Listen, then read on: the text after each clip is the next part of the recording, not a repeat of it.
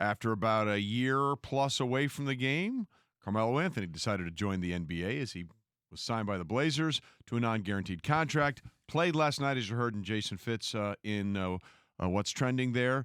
Did score 10 points, was 4 of 14 from the field in the Blazers' loss to the Pelicans, 115-104. But for Melo, the idea of being back on the field after being so long away from the game, he was just glad to be there, and he's not at any point, he says, thinking about why it took so long to get him back. It still doesn't make sense to me, but I got to a point where I got some clarity on with me and what I want and what my goals are. So as far as anything else making sense, I'm past that. I'm done wrecking my brains. I just spent a half a year, almost a year, thinking about that and trying to figure out why and what and when it's going to happen. And I'm past that at this point. All right, so he's moved on from the bitterness, apparently, it sounds like. But what do we make of him going forward? Because that's about as straight as we can get, because it's time for Straight Talk, brought to you by Straight Talk Wireless. In all honesty, I don't think he's going to make a big difference for this team. I don't think that at all. We know he's just an offensive threat, and I'm not going to put a whole lot into last night. It was the third time the ball was trying to go to him that he ended up making a three and ended up going 4 of 14. Would you say missed 9 of 10 at one point? It was my favorite part of the night. Is I turned this game on after we got done doing rankings reaction at the house.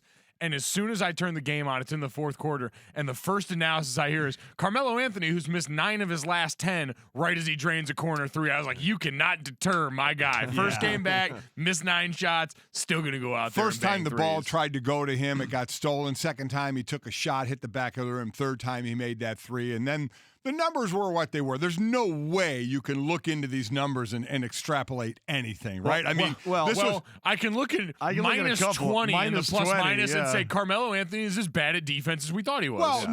Well, I guess my point is nothing is going to change here, and that's why I don't think there's going to be a significant difference in the team. But at times he's going to shoot better than 4 or 14 or score more points. Possibly. We'll see how long he's in the starting lineup. It's the first game he's played like in over a year, so the defense was never going to be a factor. I get that. That's never been his calling. No, that's never been it. But the fact that, I appreciate Melo being Melo and the Blazers allowing Melo to be Melo. Like, he took the second most shots of anybody on the team last night. And I get injury is a thing. Like, if you're choosing between him and Rodney Hood taking shots, pick your poison in that one.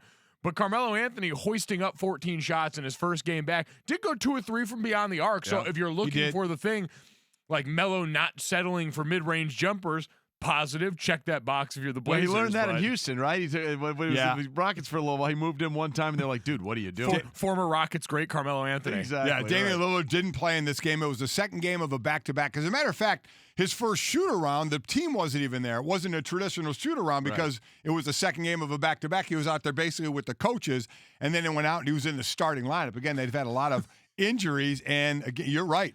McCollum took 22 shots. He was next with 14. Legend. So, I think Carmelo is going to be exactly what you see out of Carmelo. He's going to shoot a lot of threes, and he's not going to play any defense. And overall, this move for Portland, I don't think it's going to help for this team that was in the conference finals last year. I don't think is going to be a major difference in this team by any stretch. Yeah, Carmelo coming back to the Blazers is not going to help them in a stacked Western Conference where we're seeing what the Clippers are doing. And by the way, what LeBron is doing and did last night, which we'll get to a little bit later. But to your point about being minus 20, he's on the right team. Here's the starting lineup, plus minus for the Blazers last night. Minus 20, minus 3, minus 9, minus 8, minus 8. But so that's all right. Man, he won that one big time. He's with the right group of people. Third worst plus minus in his career. So, but you know what? I mean, listen. Good for him. He's back. He wanted to be back. Last year. Like, again, it's not like I expect him to come in and start lighting it up. I'm just really happy.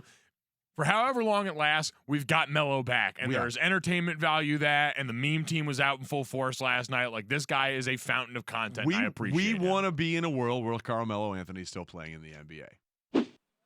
What's up? Thank you so much for watching ESPN on YouTube. Don't forget to download the ESPN app, and if you want more premium content, which you do, make sure that you subscribe to ESPN+. See you soon.